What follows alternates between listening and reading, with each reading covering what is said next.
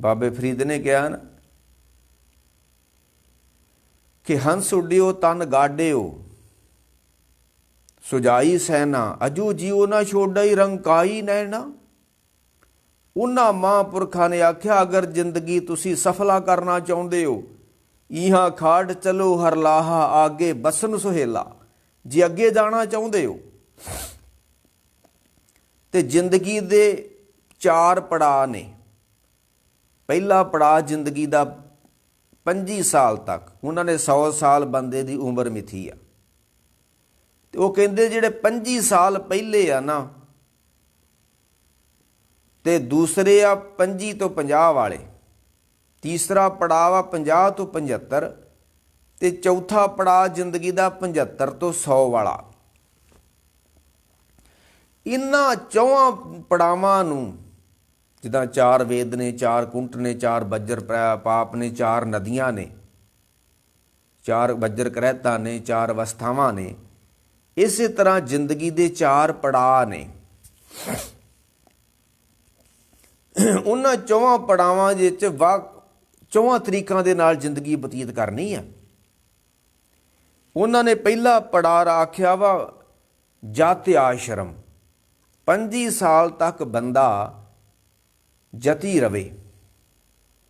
हुण तो चलो कलयुग का पहरा काम ने तो राज कर लिया, हुण मदन देवते का राज हो गया, वासना का राज हो गया।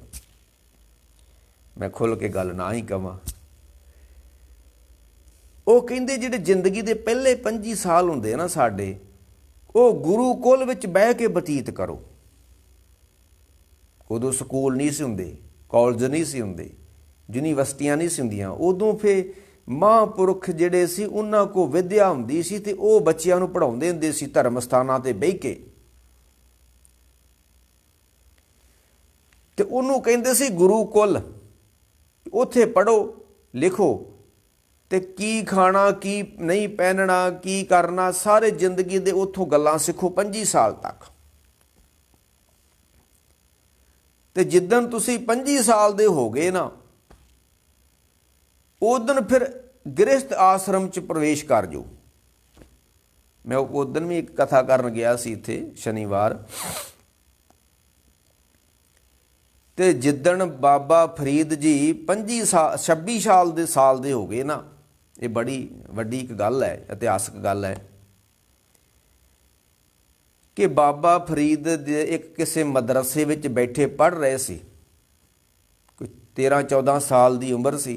ये जिहड़े लोग कहिंदे ना बाबा फरीद जी जंगल विच तप करदे सी, पुट्ठे लड़कदे सी, इन्हां ने कोलों गल्लां बनाईआं ने। ये कोलों साखियां बना बना के, कोलों ही इतिहास बना बना के लोगों को सुनाई जाते हैं। बाबा फरीद किसी जंगल में नहीं गया। बाबा फरीद जाता सी दरवेशां दे कोल, ते माँ उहदी उन्हां दी भेजदी सी, कहंदी पुत्त मैनूं पता लगा आ उत्थे कोई महापुरख रहिंदा है, ते जा तू उत्थों उन्हां दी सेवा करके ते कोई बख्शा लेके आ। माँ फरीद नूं जंगल च नहीं सी भेजदी ते ना कोई फरीद किसी जंगल च गया वा, पर साडियां साखियां बड़ियां लभ गईयां ने। आ थोड़े दिन होया हरमनजीत सिंह मेरे नाल सी ते असी किते कीर्तन करके आए, ते अजे इत्थे आपे डेरे आए हैं ते मगर एक बंदा आ गया। कहंदा बाबा जी मैं तुहानूं गल पुछनी आ। मैं भरा पुछ ला, तू भी अगे बड़े पुछदे ने मैनूं, तू भी पुछ ला भाई रांझा अपना राजी कर ला। बाबा जी बाणी ते कहंदी है निर्बाण कीर्तन गाओ करते दा, ते तू ही छैणे छुणे खड़काई जांदे हो। यह कित्थे लिखिया छैणे खड़काउणा? बाणी च लिखिया भी निर्बाण कीर्तन गाओ, ते तुसीं छैणे क्यों खड़काउंदे हो? ਉਹਨੂੰ ਸਾਡੇ ਛੈਣਿਆਂ ਤੋਂ एलर्जी हो गई। मैं कहा नहीं भाई गुरमुखा इदां नहीं गल हैगी, दुनिया बहुत रंगी आ ते बहुत तरीके दे नाल रब दी सिफत सलाह कीती जा सकदी आ। बलिहारी जाऊं जेते तेरे नाम है, कोई ढोलकी ना गा रहा, कोई छैणिया ना गा रहा, कोई खड़ताला ना गा रहा, कोई रबाब ना गा रहा, कोई जिद्दां मर्जी कोई गावे रब नूं। कोई राग दी सानूं कोई गुलामी आ? ਅਸੀਂ ਸਿੱਧੇ ਗਾ ਸਕਦੇ ਹਾਂ। ਜਪਜੀ ਸਾਹਿਬ ਕਿਸੇ ਰਾਗ ਵਿੱਚ ਨਹੀਂ ਹੈ। ਸ਼ਲੋਕ ਵਾਰਾਂ ਤੇ ਵਧੇਕ ਜਿਹੜੇ ਸ਼ਲੋਕ ਨੇ ਉਹ ਕਿਸੇ ਰਾਗ ਵਿੱਚ ਨਹੀਂ ਹੈ। ਰਾਗ ਨਾਦ ਛੋੜ ਹਰ ਸੇਵੀਏ ਤਾਂ ਦਰਗੇ ਪਾਈਏ ਮਾਣ। ਕੋਈ ਗਾਵੇ ਰਾਗੀ ਨਾਦੀ ਬੇਦੀ ਬੋ ਭਾਂਤ ਕਈ ਨਹੀਂ, ਹਰ ਹਰ ਭੀਜੇ ਰਾਮ ਰਾਜੇ। ਰਾਗੀਆਂ ਨੂੰ ਤਾਂ ਮੰਨਦਾ ਹੀ ਨਹੀਂਗਾ। ਤੁਹਾਨੂੰ ਸ਼੍ਰੀ ਪਦਮ ਜੀ ਸਰਕਾਰਾਂ ਦੇ ਸਕਦੀਆਂ ਨੇ, ਗੁਰੂ ਨਹੀਂ ਦਿੰਦਾ ਸ਼੍ਰੀ ਪਦਮ ਕਿਸੇ ਨੂੰ, ਰਾਗੀ ਨੂੰ। ਗੁਰੂ ਦਿੰਦਾ ਕਰਨੀ ਵਾਲੇ ਨੂੰ ਸ਼੍ਰੀ ਪਦਮ।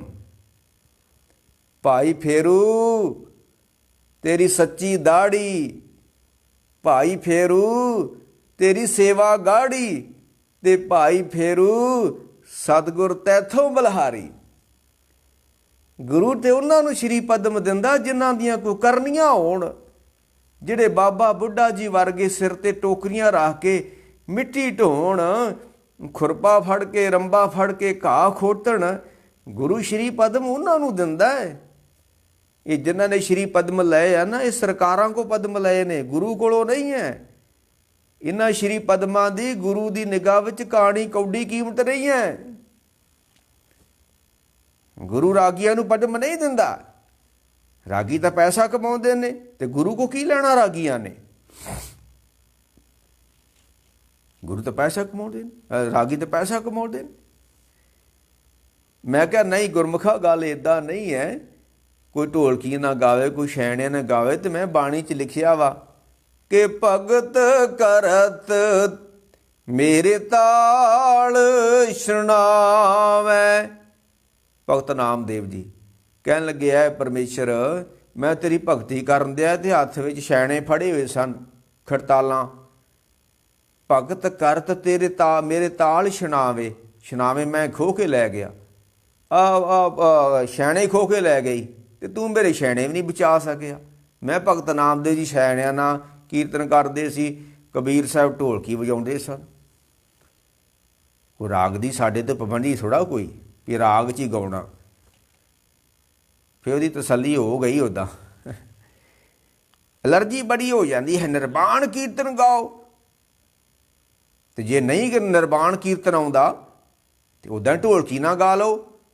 ਜੇ ਨਹੀਂ ਢੋਲਕੀ ਵਜਾਉਣੀ ਤੇ ਸਤਿਨਾਮ ਸ਼੍ਰੀ ਵਾਹਿਗੁਰੂ, ਜਿੱਦਾਂ ਕਾਰਸੇ ਵਾਲੇ ਬਾਬੇ ਇਸ ਵੇਲੇ ਸ਼ਾਮਾਂ ਨੂੰ ਉਹ ਘੰਟਾ ਜਪਦੇ ਨੇ, ਇਹ ਸਭ ਤੋਂ ਵਧੀਆ ਤਰੀਕਾ। ਮੈਂ ਕਾਰ ਸੇਵਾ ਬਾਬਿਆਂ ਦੇ ਨਾਲ ਰਿਹਾ ਥੋੜ੍ਹਾ ਸਮਾਂ, ਉਹਨਾਂ ਦੇ ਡੇਰੇ 'ਤੇ ਰਿਹਾ ਮੈਂ 3-4 ਮਹੀਨੇ। ਅਤੇ ਇਸ ਵੇਲੇ ਉਹਨਾਂ ਨੇ ਬਿਠਾ ਲੈਣਾ ਵੀ ਲੰਗਰ ਤਾਂ ਮਿਲਣਾ ਜਿਹੜਾ ਪਹਿਲਾ ਘੰਟਾ ਨਾਮ ਜਪੂ। ਅਤੇ ਜਪਦੇ ਰਹੇ ਅਸੀਂ, ਸਤਿਨਾਮ ਵਾਹਿਗੁਰੂ ਜਪਦੇ ਰਹੇ। ਜਪਣਾ ਹੀ ਆ, ਜਿੱਦਾਂ ਮਰਜ਼ੀ ਜਪ ਲਓ, ਮਾਲਾ ਨਾ ਜਪ ਲਓ। ਮਹਾਰਾਜ ਕਹਿੰਦੇ ਕੋਈ ਪੜ੍ਹਦਾ ਸਹਿਸਾ ਕਿਰਤਾ, ਕੋਈ ਪੜ੍ਹੇ ਪੁਰਾਨਾ, ਕੋਈ ਨਾਮ ਜਪੇ ਜਪਮਾਲੀ, ਲਾਗੇ ਤੁਸੀਂ ਧਿਆਨਾ।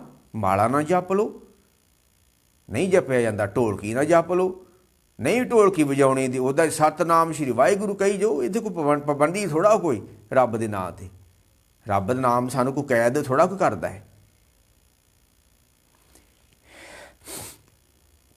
ਉਹ ਬਾਬਾ ਫਰੀਦ ਜੀ, ਮੈਂ ਕਹਿ ਰਿਹਾ ਸੀ, ਇਹ ਲੋਕ ਜਿਹੜੇ ਨੇ ਕੋਲੋਂ ਸਾਖੀਆਂ ਸੂਖੀਆਂ ਘੜ ਲੈਂਦੇ ਨੇ। ਬਾਬਾ ਫਰੀਦ ਜੰਗਲ 'ਚ ਗਏ ਨਹੀਂ, ਉਹ ਕਹਿੰਦੇ ਉਹਦੀ ਮਾਂ ਭੇਜਦੀ ਸੀ ਕਿ ਉਸ ਮਦਰਸੇ 'ਚ ਜਾ ਕੇ ਫਰੀਦਾ ਪੜ੍ਹ ਕੇ ਆ, ਉੱਥੇ ਮਹਾਂਪੁਰਖ ਰਹਿੰਦੇ ਨੇ, ਤੂੰ ਮਹਾਂਪੁਰਖਾਂ ਦੀ ਖਿਜਮਤ ਕਰਿਆ ਕਰ, ਤੇ ਮਹਾਂਪੁਰਖਾਂ ਦੀ ਖਿਜਮਤ 'ਚੋਂ ਵੱਡੀਆਂ ਵੱਡੀਆਂ ਬਖਸ਼ਾਂ ਹੋ ਜਾਂਦੀਆਂ ਨੇ।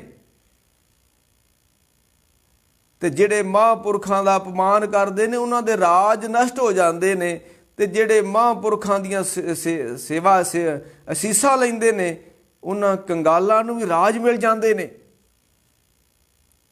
ਖੈਰ, ਉਹ ਬਾਬਾ ਫਰੀਦ ਜੀ ਜਦੋਂ ਪੜ੍ਹ ਰਹੇ ਸੀ ਨਾ, ਮੈਂ ਕਹਿ ਰਿਹਾ ਜ਼ਿੰਦਗੀ ਦੇ 4 ਪੜਾਅ ਨੇ। 25 ਸਾਲ ਤੱਕ ਪਹਿਲਾ ਪੜਾਅ ਵਾ, 25 ਤੋਂ 50 ਦੂਸਰਾ ਵਾ, ਤੇ ਤੀਸਰਾ ਪੜਾਅ ਵਾ 50 ਤੋਂ 75 ਵਾਲਾ, ਤੇ ਚੌਥਾ ਪੜਾਅ ਵਾ 75 ਤੋਂ 100 ਵਾਲਾ।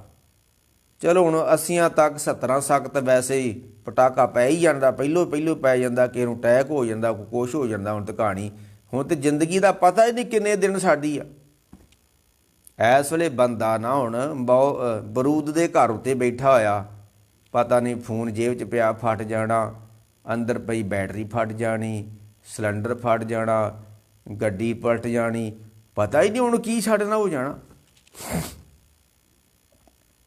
ਉਹ ਬਾਬਾ ਫਰੀਦ ਜੀ ਪੜ੍ਹ ਰਹੇ ਸਨ ਮਦਰਸੇ, ਤੇ ਸਮੇਂ ਦਾ ਮਹਾਂਪੁਰਖ ਬਖਤਾਰ ਕਾਕੀ ਉੱਥੇ ਪਹੁੰਚ ਗਿਆ ਮਦਰਸੇ, ਜਿੱਥੇ ਬਾਬਾ ਫਰੀਦ ਵੀ ਬੈਠਾ ਸੀ, ਬੱਚਿਆਂ 'ਚ ਪੜ੍ਹ ਰਿਹਾ ਸੀ। ਤੇ ਚੱਲਦਾ ਚੱਲਦਾ ਬਖਤਾਰ ਕਾਕੀ ਬਾਬੇ ਫਰੀਦ ਕੋ ਗਿਆ, ਬੱਚਿਆਂ 'ਚ ਬੈਠਾ ਸੀ, ਬਾਬਾ ਫਰੀਦ ਵੀ ਪੜ੍ਹ ਰਿਹਾ ਸੀ। ਤੇ ਬਖਤਾਰ ਕਾਕੀ ਕਹਿੰਦਾ, ਫਰੀਦਾ ਕੀ ਪੜ੍ਹਨ ਦਿਆਂ ਵਾਂ? ਕਹਿਣ ਲੱਗਾ, ਬਾਬਾ ਜੀ ਇਲਮ ਪੜ੍ਹਨ ਦਿਆਂ ਵਾਂ। ਤੇ ਬਖਤਾਰ ਕਾਕੀ ਜੀ ਕਹਿੰਦੇ, ਫਰੀਦਾ ਕੀ ਕਰੇਗਾ ਇਲਮ ਪੜ੍ਹ ਕੇ?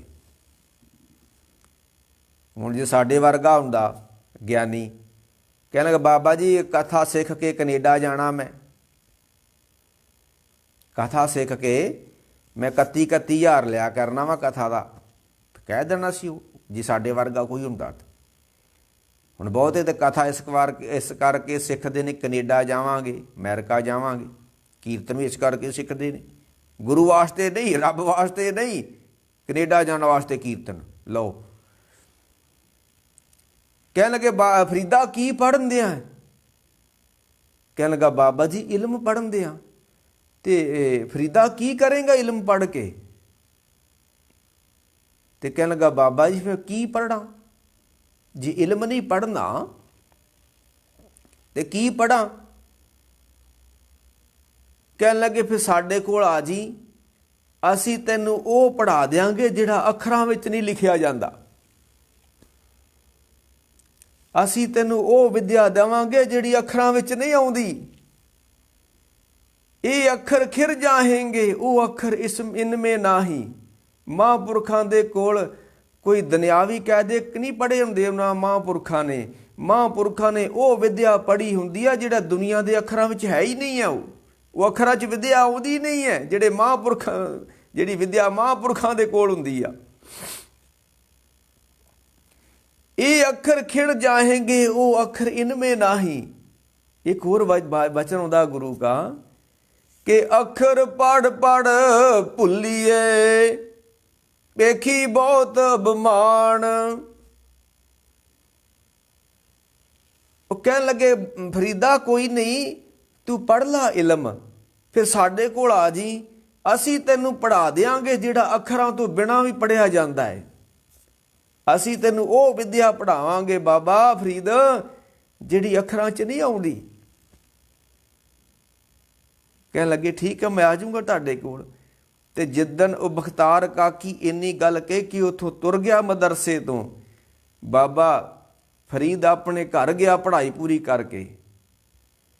ਤੇ ਮਾਂ ਕੋ ਜਾ ਕੇ ਦੱਸਿਆ ਕਿ ਇੱਦਾਂ ਬਖਤਾਰ ਕਾਕੀ ਜੀ ਆਏ ਸੀ ਤੇ ਮੈਨੂੰ ਕਹਿੰਦੇ ਸੀ ਤੂੰ ਉੱਥੇ ਆ ਜੀ, ਸੀ ਪੜ੍ਹਾ ਦਿਆਂਗੇ ਤੈਨੂੰ, ਉਹ ਪੜ੍ਹਾ ਦਿਆਂਗੇ ਜਿਹੜਾ ਅੱਖਰਾਂ ਤੋਂ ਬਿਨਾਂ, ਅੱਖਰਾਂ 'ਚ ਨਹੀਂ ਆਉਂਦੀ ਜਿਹੜੀ ਵਿਦਿਆ। ਮਾਂ ਬੜੀ ਸਿਆਣੀ ਸੀ ਬਾਬੇ ਫਰੀਦ ਦੀ। ਕਹਿਣ ਲੱਗੀ, ਨਾ ਪੁੱਤ ਉੱਥੇ ਨਹੀਂ ਜਾਣਾ, ਅਜੇ ਤੂੰ ਗੁਰੂ ਦੇ ਕੋਲ ਜਾਣ ਦੇ ਯੋਗ ਨਹੀਂ ਹੋਇਆ। ਇੱਕ ਹੋਰ ਕੋਈ ਮਹਾਂਪੁਰਖਾ ਜਾ, ਉਹਨਾਂ ਦੇ ਕੋਲ ਜਾ ਕੇ ਸੇਵਾ ਸਿਮਰਨ ਕਰਕੇ ਆ, ਫਿਰ ਜਾਈ ਤੂੰ ਆਪਣੇ ਗੁਰੂ ਦੇ ਕੋਲ। ਤੇ ਜਿੱਦਣ 25 ਸਾਲ ਦੇ ਹੋ ਗਏ ਨਾ ਬਾਬਾ ਫਰੀਦ ਜੀ, ਫਿਰ ਮਾਂ ਕਹਿੰਦੀ, ਪੁੱਤ ਜਾ, ਹੁਣ ਤੂੰ ਗੁਰੂ ਦੇ ਕੋਲ ਜਾਣ ਜੋਗਾ ਹੋ ਗਿਆ, ਜਾ ਤੂੰ। ਤੇ ਜਿੱਦਣ ਬਾਬਾ ਫਰੀਦ ਪੈਂਡਾ ਕਰਕੇ ਨਾ ਲੰਮਾ ਦਿੱਲੀ ਆਇਆ ਨਾ, ਜਿੱਥੇ ਬਖਤਾਰ ਕਾਕੀ ਰਹਿੰਦਾ ਸੀ, ਤੇ ਜਦੋਂ ਉਹਨੇ ਬਾਬਾ ਫਰੀਦ ਜੀ ਨੇ ਆਣ ਕੇ ਵੇਖਿਆ ਬਖਤਾਰ ਕਾਕੀ ਸਭਾ 'ਚ ਬੈਠਾ ਹੋਇਆ ਵਿਹੜੇ 'ਚ ਆਪਣੀ, ਤੇ ਬੜੇ ਬੜੇ ਮੌਲਵੀ, ਬੜੇ ਬੜੇ ਲੰਮੇ ਦਾੜਿਆਂ ਵਾਲੇ ਤੇ ਤਸਬੀਹਾਂ ਫੇਰਨ ਦੇ, ਤੇ ਬਾਬਾ ਫਰੀਦ ਦੂਰ ਖਲੋ ਗਿਆ, ਥੋੜਾ ਹਟਵਾ ਖਲੋ ਗਿਆ। ਤੇ ਕਹਿਣ ਲੱਗਾ, ਫਰੀਦਾ ਤੂੰ ਆ ਤੇ ਗਿਆ, ਪਰ ਇੱਥੇ ਤੇਰੀ ਕਿਸੇ ਨੇ ਸੁਣਨੀ ਨਹੀਂ ਹੈ। ਇੱਥੇ ਦੇ ਵੱਡੇ ਵੱਡੇ ਬਖਤਾਰ ਕਾਕੀ ਦੇ ਕੋਲ ਮੌਲਵੀ ਬੈਠੇ ਹੋਏ ਨੇ, ਕਾਜੀ ਤੇ ਮੁੱਲਾਂ ਬੈਠੇ ਹੋਏ ਨੇ, ਤੇ ਤਸਬੀਹਾਂ ਫੇਰਨ ਦੇ ਨੇ, ਤੇ ਫਰੀਦਾ ਤੇਰੀ ਇੱਥੇ ਕਿੰਨੇ ਸੁਣਨੀ ਆ? ਬਾਬਾ ਫਰੀਦ ਦੇ ਮਨ ਵਿੱਚ ਸੰਕਲਪ ਲੈ ਕੇ ਖਲੋ ਗਿਆ। ਤੇ ਉਧਰ ਗੁਰੂ ਦੀ ਟੱਲੀ ਖੜਕ ਗਈ ਅੰਦਰੋਂ ਵੀ ਇਹ ਬਾਬਾ ਫਰੀਦ ਤਾਂ ਆਹ ਸੰਕਲਪ ਕਰ ਬੈਠਾ। ਮੈਂ ਉਧਰ ਨੂੰ ਕਿਹਾ ਸੀ, ਇਹ ਜਿਹੜਾ ਦ੍ਰਿੜ ਸੰਕਲਪ ਹੁੰਦਾ ਹੈ ਨਾ, ਇਹ ਬੜੀ ਦੂਰ ਚਲ ਜਾਂਦਾ ਹੈ। ਮੱਖਣ ਸ਼ਾਹ ਨੇ 3000 ਕਿਲੋਮੀਟਰ ਤੋਂ ਦ੍ਰਿੜ ਸੰਕਲਪ ਕੀਤਾ ਵੀ ਧੰਨ ਗੁਰੂ ਤੇਗ ਬਹਾਦਰ ਜੀ ਬੇੜਾ ਡੁੱਬਦਾ ਪਾਰ ਕਰ ਦਿਓ। ਇਹ ਦ੍ਰਿੜ ਸੰਕਲਪ ਬੜੀ ਦੂਰ ਜਾਂਦਾ ਹੈ। ਤੇ ਜਦੋਂ ਫਰੀਦ ਨੇ ਥੋੜਾ ਦੂਰ ਹਟਵਾ ਖਲੋ ਕੇ ਸੰਕਲਪ ਬਣਾ ਲਿਆ ਵੀ ਮੇਰੀ ਇੱਥੇ ਕਿੰਨੇ ਸੁਣਨੀ ਆ, ਤੇ ਗੁਰੂ ਨੂੰ ਪਤਾ ਲੱਗ ਗਿਆ ਕਿ ਫਰੀਦ ਤਾਂ ਇਸ ਤਰ੍ਹਾਂ ਕਰ ਬੈਠਾ ਮਨ ਵਿੱਚ। ਤੇ ਬਖਤਾਰ ਕਾਕੀ ਨੇ ਦੂਰੋਂ ਆਵਾਜ਼ ਮਾਰੀ ਬਾਬੇ ਫਰੀਦ ਨੂੰ, ਆਖਿਆ ਬਾਬਾ ਆ ਜਾ ਆ ਜਾ ਆ ਜਾ ਬਾਬਾ, ਤੂੰ ਅਸੀਂ ਤੈਨੂੰ ਡੀਕਣ ਦੇ ਹਾਂ, ਆ ਜਾ ਬਾਬਾ, ਤੂੰ ਤੇ ਸਾਰੇ ਕੰਮ ਮੁਕਾ ਕੇ ਆ ਗਿਆ। ਕਿਉਂਕਿ ਦੁਨੀਆ ਦੇ ਤੇ ਝੰਬੇਲੇ ਹੀ ਨਹੀਂ ਮੁੱਕਦੇ। ਗੁਰੂ ਨਾਨਕ ਸਾਹਿਬ ਜਿੱਦਣ 30 ਸਾਲ ਦੀ ਉਮਰ ਹੋਈ ਸੀ ਨਾ, ਹੱਟੀ ਬੰਦ ਕਰਕੇ ਤੁਰ ਗਏ ਸੀ 30 ਸਾਲ ਦੀ ਉਮਰ 'ਚ। ਤੇ ਜਿੱਦਣ ਸ਼੍ਰੀ ਲਹਿਣਾ ਜੀ ਦਾ ਮਿਲਣ ਹੋਇਆ, ਉਦਣ ਸ਼੍ਰੀ ਲਹਿਣਾ ਜੀ 28 ਸਾਲ ਦੇ ਸਨ। ਕਹਿੰਦੇ ਲਹਿਣਿਆ ਹੱਟੀ ਬੰਦ ਕਰਕੇ ਆ ਜਾ ਸਾਡੇ ਕੋਲ। ਇਹ ਕਈ ਮੇਰੀ ਕਥਾ ਤੇ ਸ਼ੱਕ ਜਿਹਾ ਪੈਦਾ ਕਰਦੇ ਨੇ। ਇਹ ਬਾਬੇ ਨੇ ਉੱਥੇ ਖੇਤੀ ਚਲਾਈ, ਉਹ ਕਦੀ ਦਰਿਆਵਾਂ ਦੇ ਕੰਢਿਆਂ ਵੀ ਖੇਤੀਆਂ ਹੁੰਦੀਆਂ ਸਨ, ਬਿਲਕੁਲ ਦਰਿਆ ਦੇ ਕੰਢੇ ਤੇ, ਜਿੱਥੇ ਕਦੀ ਅੱਜ ਵੀ ਫਸਲ ਨਹੀਂ ਹੋ ਰਹੀ, ਉੱਥੇ ਕਰਤਾਰਪੁਰ ਇਹ ਬਾਬਾ ਖੇਤੀਆਂ ਬੀਜਦਾ ਸੀ। ਉਹਨੇ ਬਾਬੇ ਨੇ ਤੇ ਜਪ ਤਪ ਕਮਾਉਣ ਵਾਸਤੇ ਇਕਾਂਤ ਜਗ੍ਹਾ 'ਚ ਕੋਈ ਆਪਣੀ ਅਸਥਾਨ ਬਣਾਇਆ ਸੀ ਕਿ ਬਾਬੇ ਨੇ ਉੱਥੇ ਫਸਲਾਂ ਬੀਜਣੀਆਂ ਸੀ ਬੁੱਢੇ ਬਾਰੇ। ਉਹ ਬਖਤਾਰ ਕਾਕੀ ਨੇ ਆਖਿਆ ਬਾਬਾ ਆ ਜਾ ਆ ਜਾ, ਤੂੰ ਤਾਂ ਸਾਰੇ ਕੰਮ ਮੁਕਾਇਆ, ਤੇ ਆ ਜਿਹੜੇ ਮੇਰੇ ਲਾਗੇ ਬੈਠੇ ਆ ਨਾ, ਇਹ ਮਾਲਾ ਭਾਵੇਂ ਫੇਰ ਰਹੇ ਨੇ ਤੇ ਫੇਰਦੇ ਫੇਰਦੇ ਬੁੱਢੇ ਵੀ ਹੋ ਗਏ ਨੇ, ਪਰ ਫਰੀਦਾ ਇਹਨਾਂ ਕੋ ਦੁਨੀਆ ਦੇ ਧੰਦੇ ਨਹੀਂ ਉਹ ਮੁੱਕੇ। ਇਹ ਦੁਨੀਆ ਦੇ ਧੰਦਿਆਂ 'ਚ ਹੀ ਫਸੇ ਰਹਿ ਗਈ। ਉਹ ਮੈਂ ਉਧਰ ਵੀ ਕਿਹਾ ਸੀ ਨਾ ਕਿ ਭਗਤ ਨਾਮਦੇਵ ਨੇ ਆਖਿਆ ਸੀ, ਰੱਬ ਨੇ ਪੁੱਛਿਆ ਭਗਤਾ ਕੀ ਚਾਹੁੰਦਾ ਤੂੰ ਕੁਨ ਰੇ ਮੈਂ ਜੀ ਨਾਮਾ ਹਾਂ ਜੀ, ਦੱਸੋ ਕੀ ਚਾਹੁੰਦੇ ਹੋ ਤੁਸੀਂ ਭਗਤ ਨਾਮਦੇਵ ਜੀ, ਤੁਸੀਂ ਕੀ ਚਾਹੁੰਦੇ ਹੋ? ਤੇ ਭਗਤ ਨੇ ਆਖਿਆ ਸਿਆਪੇ ਬੜੇ ਮਕਾ ਸਿਆਪੇ ਮੇਰੇ ਮਕਾ। ਇਹ ਕੀ ਸਿਆਪਾ ਭਗਤਾ ਤੈਨੂੰ? ਆਲਾ ਤੇ ਨਿਵਾਰਨਾ। ਆਲਾ ਮੈਨੇ ਘਰ, ਜਿਹਨੂੰ ਕਹਿੰਦੇ ਆ ਪੰਛੀਆਂ ਦਾ ਆਲਣਾ, ਇਹ ਆਲੇ ਤੋਂ ਸ਼ਬਦ ਆਇਆ ਆਲਣਾ। ਆ ਦੁਨੀਆ ਦੇ ਸਿਆਪੇ ਹੀ, ਆ ਘਰ ਦੇ ਸਿਆਪੇ ਨਹੀਂ ਮੁੱਕਣ ਦੇ ਇਹਦੇ, ਇਹੋ ਹੀ ਚੱਕਰ ਕਮਾਈ ਜਾਂਦੇ ਸਾਡਾ ਤਾਂ। ਆਲਾ ਤੇ ਨਿਵਾਰਨਾ, ਜੰਮ ਕਾਰਨਾ, ਇਹੋ ਤੇ ਜੰਮ ਨੇ, ਓੜਖੀ ਨੇ, ਧੰਦੇ ਤੇ ਜੰਮ ਨੇ। ਜਦੋਂ ਪਹਿਲਾਂ ਨਡੋਤ ਬੰਦਨਾ ਨਹੀਂ ਸੀ ਕੀਤੀ ਕਿ ਮਾਇਆ ਮਮਤਾ ਮੋਹਣੀ, ਜਿਨ ਵਿਣ ਦੰਤਾਂ ਜੱਗ ਖਾਇਆ। ਇਹਦਾ ਦੰਦ ਕੋਈ ਨਹੀਂ ਹੈ, ਸਾਰਿਆਂ ਨੂੰ ਚੱਬ ਗਈ ਹੈ।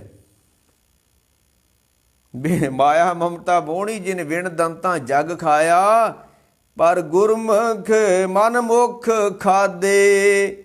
ਇਸ ਚੰਦਰੀ ਮਾਇਆ ਨੇ ਮਨਮੁਖਾਂ ਨੂੰ ਖਾ ਲਿਆ। ਮਾਇਆ ਹੋਈ ਨਾਗਨੀ ਜਗਤ ਰਹੀ ਲਪਟਾਏ, ਇਸ ਕੀ ਸੇਵਾ ਜੋ ਕਰੇ ਤਿਸ ਹੀ ਕੋ ਫਿਰ ਖਾਏ। ਇਹੋ ਹੀ ਖਾ ਜਾਂਦੀ, ਇਹ ਧੰਦੇ ਹੀ ਖਾ ਜਾਂਦੇ ਬੰਦੇ ਨੂੰ ਤਾਂ। ਤੇ ਮਨਮੁਖ ਖਾਦੇ ਗੁਰਮੁਖ ਉਬਰੇ, ਜਿਨੀ ਸੱਚ ਨਾਮ ਚਿਤ ਲਾਇਆ। ਧੰਦਾ ਕਰਤਿਆਂ ਨੇਫਲ ਜਨਮ ਗਵਾਇਆ। ਧੰਦਿਆਂ ਦੀ ਮਨਾਹੀ ਨਹੀਂ ਹੈ, ਧੰਦਾ ਕਰਨਾ ਹੈ। ਜਿਹੜਾ 25 ਤੋਂ 50 ਸਾਲ ਵਾਲੀ ਉਮਰ ਵਾ ਨਾ, ਅਗਲਾ ਪੜਾਅ ਜਿਹੜਾ ਉਹ ਧੰਦਿਆਂ ਦਾ ਵਾ। ਵੀ ਜਦੋਂ ਤੁਸੀਂ 25 ਸਾਲ ਤੋਂ ਗ੍ਰਸਤੀ ਹੋ ਗਏ, ਹੁਣ ਸ਼ਾਦੀशुदा ਹੋ ਗਏ, ਪਰਿਵਾਰ ਵਾਲੇ ਹੋ ਗਏ, ਹੁਣ ਕੰਮ ਧੰਦੇ ਕਰੋ। 50 ਸਾਲ ਤੱਕ ਟੱਬਰ ਪਾਲੋ, ਬੱਚਿਆਂ ਦੀ ਪੈਦਾਇਸ਼ ਕਰੋ, ਉਹਨਾਂ ਨੂੰ ਪਾਲੋ, ਜ਼ਿੰਮੇਵਾਰੀਆਂ ਸੰਭਾਲੋ ਬੱਚਿਆਂ ਦੀਆਂ, ਘਰ-ਬਾਰ ਬਣਾਓ। ਤੇ ਜਿੱਦਣ 50 ਸਾਲ ਦੇ ਹੋ ਗਏ ਨਾ ਤੁਸੀਂ, ਤੇ ਧਰਮ ਇਹ ਕਹਿੰਦਾ ਵੀ ਇਸ ਪਰਿਵਾਰ ਤੋਂ ਹੁਣ ਪਿੱਛੇ ਹਟੋ। ਧੀਆਂ ਪੁੱਤ ਵਿਆਹੇ ਗਏ ਨੇ ਤੇ ਤੁਸੀਂ ਬਹੁਤੀ ਚਿੰਤਾ ਹੁਣ ਪਰਿਵਾਰ ਦੀ ਨਾ ਕਰਿਆ ਜੀ। ਆ ਵੇਖ ਲਓ, ਜਿੰਨੇ ਪੰਛੀ ਨੇ ਬੱਚੇ ਪੈਦਾ ਕਰਦੇ ਹੀ ਆ ਨਾ, ਤੇ ਜਿੱਦਣ ਪੰਛੀ ਦਾ ਬੱਚਾ ਆਪਣੀ ਚੁੰਝ ਨਾਲ ਦਾਣਾ ਧਰਤੀ ਤੋਂ ਚੁੱਕ ਕੇ ਮੂੰਹ 'ਚ ਪਾ ਲੇ ਨਾ, ਤੇ ਉਹ ਪੰਛੀ ਦੀ ਮਾਂ ਫਿਰ ਉਹ ਬੱਚੇ ਨੂੰ ਛੱਡ ਕੇ ਭੱਜ ਜਾਂਦੀ ਉੱਥੋਂ। ਬਸ ਠੀਕ ਆ, ਮੇਰੀ ਜ਼ਿੰਮੇਵਾਰੀ ਮੁੱਕ ਗਈ, ਤੇਰੀ ਚੁੰਝ ਚੱਲ ਗਈ ਆ, ਚੁਗਲਾ ਦਾਣੇ ਆਪਣੇ ਹੁਣ। ਤੇ ਸਾਡੀ ਕੀ ਹਾਲਤ ਹੈ? ਬੱਚੇ ਵਿਆਹੇ ਗਏ, ਪੋਤਰੇ ਵੀ ਜਵਾਨ ਹੋ ਗਏ, ਤੇ ਮਾਇਆ ਵਾਲਾ ਕਾਰੋਬਾਰ ਅਜੇ ਵੀ ਨਹੀਂ ਬੰਦ ਹੁੰਦੇ ਆ, ਮਮਤਾ ਅਜੇ ਵੀ ਨਹੀਂ। ਉਹ ਮਸਕੀਨ ਸਾਹਿਬ ਕਹਿੰਦੇ ਹੁੰਦੇ ਆ ਨਾ, ਇਹ ਦਾਦੇ ਕਹਿੰਦੇ ਆ ਜੀ ਪੋਤਿਆਂ ਦੇ ਨਾਲ ਪਿਆਰ ਬੜਾ, ਤੇ ਮਸਕੀਨ ਸਾਹਿਬ ਕਹਿੰਦੇ ਇਸ ਦਾ ਮਤਲਬ ਹੈ ਵੀ ਮੋਹ ਵੱਧ ਗਿਆ, ਮੋਹ ਵੱਧ ਗਿਆ। ਉਹ ਧਰਮ ਕਹਿੰਦਾ ਵਾ ਵੀ ਜਦੋਂ ਤੁਸੀਂ 50 ਸਾਲ 25 ਤੋਂ 50 ਦੇ ਵਿੱਚ ਪਰਿਵਾਰ ਵਿੱਚ ਰਹੋ, ਬਾਲ ਬੱਚੇ ਪਾਲੋ, ਫਿਰ ਇਹਨਾਂ ਨੂੰ ਵਿਆਹ ਦਿਓ, ਤੇ ਤੁਸੀਂ ਇਹਨਾਂ ਤੋਂ ਹੁਣ ਫਾਰਗ ਹੋ ਜਾਓ। ਤੇ ਫਾਰਗ ਹੋਇਆ ਨਹੀਂ ਜਾਣਾ, ਮੋਹ ਬੜਾ ਭੈੜਾ ਵਾ। ਮਾਰ ਕੇ ਨਾ ਵੀ ਗੁਰ ਦੀਖਿਆ ਲੈ, ਜਪ ਤਪ ਕਮਾਵੇ, ਨਾ ਮੋਹ ਟੁੱਟੇ ਨਾ ਥਾਂ ਪਾਵੇ। ਮੋਹ ਤਾਂ ਟੁੱਟਦਾ ਹੀ ਨਹੀਂ, ਮਾਲਾ ਹੀ ਫੇਰੀ ਜਾਂਦੇ ਆ। ਮਣਕੇ ਟੁੱਟ ਜਾਂਦੇ ਨੇ, ਧਾਗੇ ਟੁੱਟ ਜਾਂਦੇ ਨੇ, ਹਾਰਮੋਨੀਏ ਟੁੱਟ ਜਾਂਦੇ ਨੇ, ਤਬਲੇ ਟੁੱਟ ਜਾਂਦੇ ਨੇ। ਆ ਸਾਡੇ ਕੋਈ ਛੈਣੇ ਹੀ ਇੱਥੇ ਟੁੱਟੇ ਪਏ ਨੇ, ਤੇ ਮੋਹ ਸਾਡਾ ਟੁੱਟਾ ਹੀ ਨਹੀਂ ਕਿਸੇ ਦਾ। ਉਹ ਗੁੜਕੇ ਪਾਟ ਗਏ, ਹਾਰਮੋਨੀਏ ਪਾਟ ਗਏ, ਤਬਲੇ ਟੁੱਟ ਗਏ, ਛੈਣੇ ਟੁੱਟ ਗਏ, ਖੜਤਾਲਾਂ ਟੁੱਟ ਗਈਆਂ, ਵਜਾਉਂਦਿਆਂ ਵਜਾਉਂਦਿਆਂ ਦੀਆਂ ਪੋਟੇ ਘਸ ਗਏ, ਮਣਕੇ ਟੁੱਟ ਗਏ, ਸੂਤਰ ਟੁੱਟ ਗਏ, ਤੇ ਮੋਹ ਕਿਸੇ ਦਾ ਟੁੱਟਾ ਹੀ ਨਹੀਂ, ਤੇ ਰੱਬ ਨਾਲ ਮੋਹ ਪਿਆ ਹੀ ਨਹੀਂ। ਮਾਇਆ ਮੋਹ ਸ਼ਗਲ ਜਗ ਛਾਇਆ, ਕਾਮਣ ਦੇਖ ਕਾਮ ਲਭਾਇਆ, ਸੁਤ ਕੰਚਨ ਸਿਉ ਹੇਤ ਵਧਾਇਆ, ਸਭ ਕਿਛ ਆਪਣਾ ਇੱਕ ਰਾਮ ਪਰਾਇਆ। ਉਹ ਫੇਰ ਪਰਾਏ ਦਾ ਪਰਾਇਆ ਹੀ ਰਹਿ ਗਿਆ, ਜਿਹਦੇ ਵਾਸਤੇ ਮਾਲਾ ਫੇਰਦੇ, ਢੋਲਕੀਆਂ ਕੁੱਟਦੇ ਰਹੇ, ਉਹ ਪਰਾਏ ਦਾ ਪਰਾਇਆ ਹੀ ਰਹਿ ਗਿਆ। ਤੇ ਉਹ ਕਹਿੰਦੇ ਫਿਰ ਤੁਸੀਂ ਹੁਣ ਇਹ ਮੋਹ ਟੁੱਟਣਾ ਨਹੀਂ ਆ। ਤੇ ਉਹਨਾਂ ਨੇ ਫਿਰ ਤੋੜਨ ਦਾ ਇੱਕ ਤਰੀਕਾ ਵੀ ਦੱਸਿਆ। ਕਹਿੰਦੇ ਜਦੋਂ ਤੁਸੀਂ 50 ਸਾਲ ਤੋਂ ਉੱਪਰ ਹੋ ਗਏ ਨਾ, ਧੀਆਂ ਪੁੱਤ ਵਿਆਹੇ ਗਏ, ਹੁਣ ਤੁਸੀਂ ਪਤਾ ਕੀ ਕਰੋ, ਹੁਣ ਇੱਕ ਹਫ਼ਤੇ ਵਾਸਤੇ ਆਪਣੇ ਪਰਿਵਾਰ ਨੂੰ ਛੱਡ ਕੇ ਕਿਤੇ ਜਾਓ, ਤੀਰਥਾਂ 'ਤੇ ਚਲ ਜਾਓ, ਜਾਂ ਜਿੱਥੇ ਕੋਈ ਬੰਦਗੀ ਹੁੰਦੀ, ਕੋਈ ਮਹਾਂਪੁਰਖ ਰਹਿੰਦੇ ਨੇ, ਉੱਥੇ ਜਾਓ।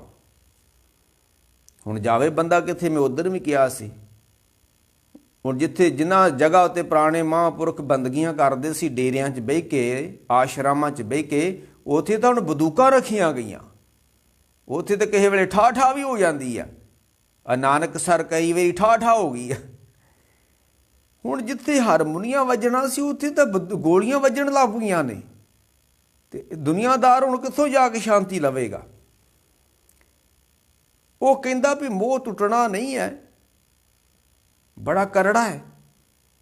ਤੇ ਇਸ ਤਰ੍ਹਾਂ ਕਰੋ ਵੀ ਤੁਸੀਂ ਇੱਕ ਹਫ਼ਤਾ ਆਪਣੇ ਪਰਿਵਾਰ ਨੂੰ ਛੱਡ ਕੇ ਨਾ, ਤੇ ਜਿੱਥੇ ਕੋਈ ਬੰਦਗੀ ਹੁੰਦੀ ਆ, ਜਿੱਦਾਂ ਸਾਡਾ ਦਰਬਾਰ ਸਾਹਿਬ ਆ, ਉੱਥੇ ਜਾ ਕੇ ਇੱਕ ਹਫ਼ਤਾ ਸੇਵਾ ਸਿਮਰਨ ਕਰੋ। ਆ ਵੇਖ ਹੀ ਲਿਆ ਨਾ, ਪਿਛਲੇ ਸਾਲ ਜਦੋਂ ਇਹੋ ਤਰੀਕਾ ਸਨ 2020 'ਚ, ਜਦੋਂ 22 ਮਾਰਚ ਨੂੰ ਲਾਕਡਾਊਨ ਲੱਗਾ ਨਾ, ਤੇ ਸੰਗਤਾਂ ਹਜ਼ੂਰ ਸਾਹਿਬ ਗਈਆਂ ਤੇ ਉੱਥੇ ਫਸ ਗਈਆਂ। ਤੇ ਉੱਥੋਂ ਫੋਨ ਕਰਨ ਜਿਹੜੇ ਉੱਥੇ ਹਜ਼ੂਰ ਸਾਹਿਬ ਫਸ ਗਏ ਨਾ, ਤੇ ਚੀਕਾਂ ਮਾਰਨ ਤੇ ਰੋਣ, ਤੇ ਅਸੀਂ ਤਾਂ ਤਿਹਾੜ ਜੇਲ੍ਹ 'ਚ ਫਸ ਗਿਆ, ਸਾਨੂੰ ਕੱਢ ਲਓ ਕਿਸ ਤਰ੍ਹਾਂ। ਹੁਣ ਇਹ ਜਿਹੜੇ ਭੱਜ ਭੱਜ ਕੇ ਜਾਂਦੇ ਸੀ ਨਾ ਹਜ਼ੂਰ ਸਾਹਿਬ ਨੂੰ ਕੜਾਹ ਖਾਣ, ਤੇ ਜਦੋਂ ਉੱਥੇ ਰਹਿਣਾ ਪੈ ਗਿਆ ਤੇ ਘਰ ਆਇਆ ਚੇਤੇ, ਦਾਦਿਆਂ ਨੂੰ ਆਏ ਪੋਤੇ ਚੇਤੇ, ਤੇ ਕਈਆਂ ਨੂੰ ਆਈਆਂ ਘਰ ਦੀਆਂ ਚੇਤੇ, ਤੇ ਕਈਆਂ ਨੂੰ ਆਈਆਂ ਬੇਬੇ ਚੇਤੇ, ਤੇ ਰੋਣ ਉੱਥੇ ਬੈਠੇ ਹਜ਼ੂਰ ਸਾਹਿਬ, ਭੁੱਬਾ ਮਾਰਨ। ਗੁਰਦੁਆਰੇ ਬੈਠੇ ਨੇ, ਸੰਗਤ 'ਚ ਬੈਠੇ ਨੇ, ਦੇਸੀ ਘਿਓ ਚੱਲਦਾ ਹੈ, ਫਰੀ ਲੰਗਰ ਹੈ, ਪਰ ਘਰ ਦਾ ਮੋਹ ਬੜਾ ਤੰਗ ਕਰਦਾ ਹੈ। ਮੋਹ 'ਚ ਡੁੱਬਿਆ ਬੰਦਾ ਰਾਤ ਨੂੰ ਸੌਂ ਹੀ ਨਹੀਂ ਸਕਦਾ। ਚੀਕਾਂ ਮਾਰਨ ਕਿ ਪਤਾ ਨਹੀਂ ਇਹ ਤਿਹਾੜ ਜੇਲ੍ਹ ਵਾ, ਇੱਥੋਂ ਸਾਡੀ ਜ਼ਮਾਨਤ ਦੀ ਆਸ ਨਹੀਂ ਹੈ, ਸਾਨੂੰ ਕਿਸ ਤਰ੍ਹਾਂ ਇੱਥੋਂ ਕੱਢ ਲਓ ਹਜ਼ੂਰ ਸਾਹਿਬੋ। ਤੇ ਗੱਲ ਰੀਸਾਂ ਅਸੀਂ ਉਹਨਾਂ ਦੀਆਂ ਕਰਦੇ ਜਿਹੜੇ ਸਾਰੀ ਜ਼ਿੰਦਗੀ ਗੁਰੂ ਦੇ ਨਾਲ ਗੁਜ਼ਾਰ ਦਿੱਤੀ, ਜਿਨ੍ਹਾਂ ਨੇ, ਬਾਬਾ ਦੀਪ ਸਿੰਘ ਨੇ ਸਾਰੀ ਜ਼ਿੰਦਗੀ ਗੁਰੂ ਦੇ ਦਰ ਤੇ ਬੈਠ ਕੇ ਗੁਜ਼ਾਰੀ ਹੈ। ਸ਼੍ਰੀ ਲਹਿਣਾ ਜੀ ਨੇ 7 ਸਾਲ ਕਰਤਾਰਪੁਰ ਗੁਜ਼ਾਰੇ ਨੇ। ਗੁਰੂ ਅਮਰਦਾਸ ਨੇ 12 ਸਾਲ ਖਡੂਰ ਸਾਹਿਬ ਇੱਕ ਦਿਨ ਰਾਤ ਸੇਵਾ ਕੀਤੀ। ਤੇ ਇੱਥੇ ਇਹਨਾਂ ਨੂੰ ਹਫ਼ਤਾ ਹਜ਼ੂਰ ਸਾਹਿਬ ਰਹਿਣਾ ਪੈ ਗਿਆ ਤੇ ਚੀਕਾਂ ਮਾਰਨ।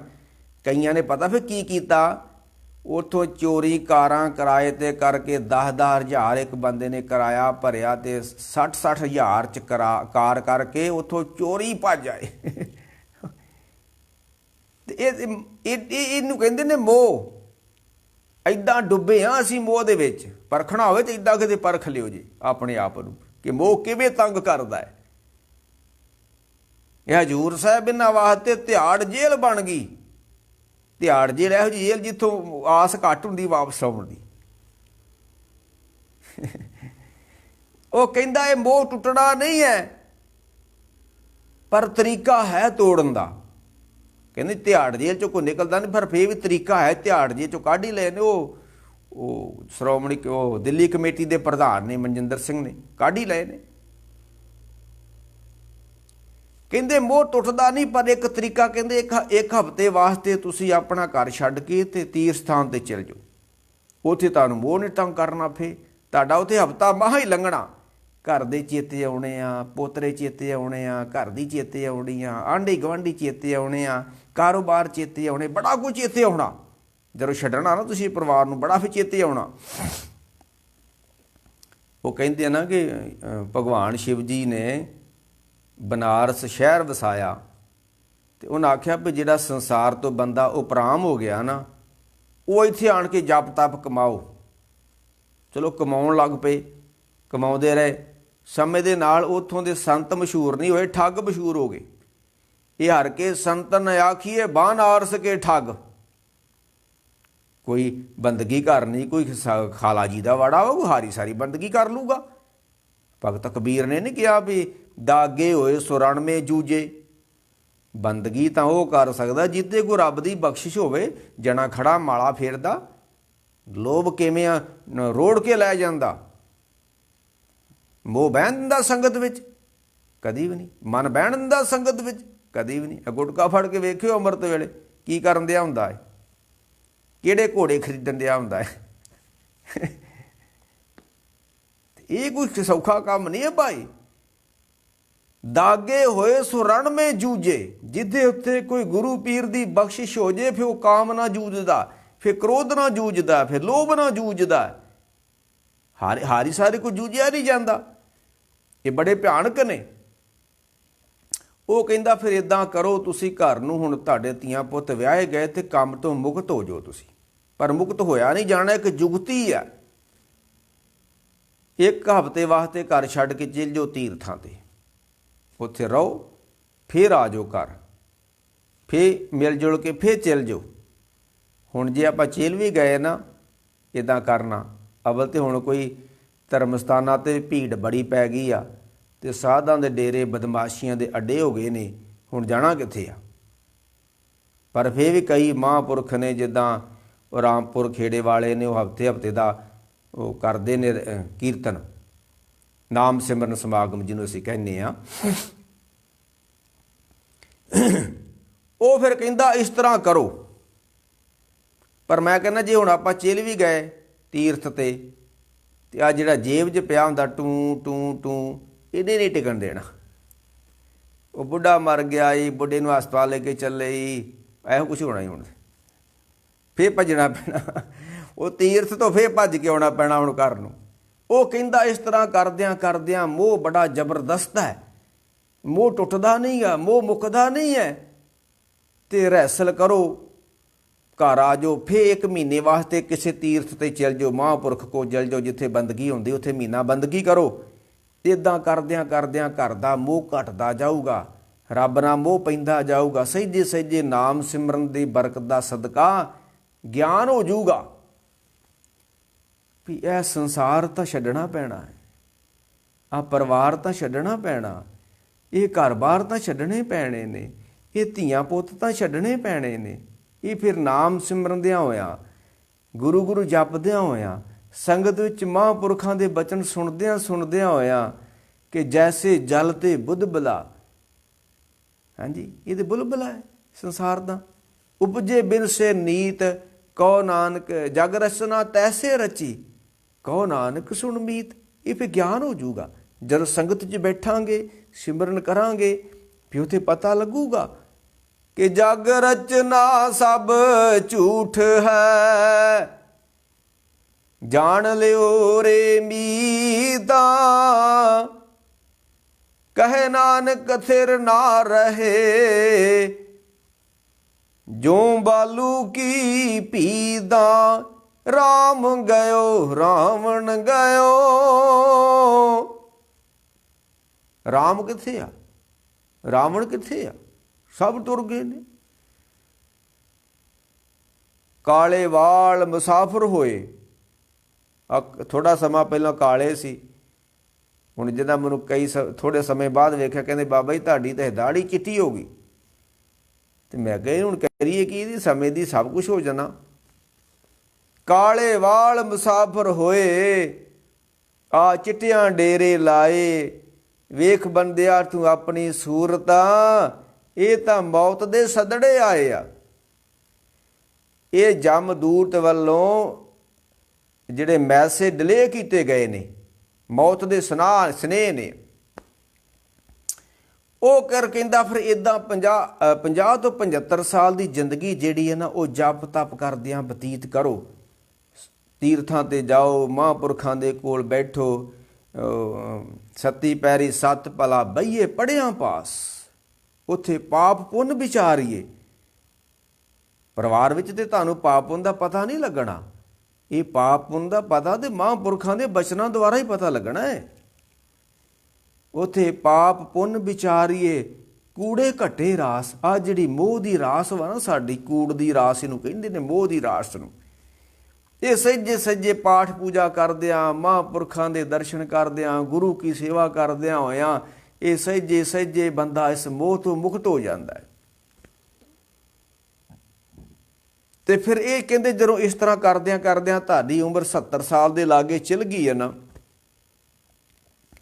ਅਗਲੇ ਜਿਹੜੀ ਤੁਹਾਡੀ ਜ਼ਿੰਦਗੀ ਦਾ ਥੋੜਾ ਹਿੱਸਾ ਰਹਿ ਗਿਆ, ਹੁਣ ਬਹੁਤਾ ਨਹੀਂ, ਹੁਣ ਬਹੁਤ ਬੀਤੀ ਥੋੜੀ ਰਹੀ, ਪਲ ਪਲ ਗਈ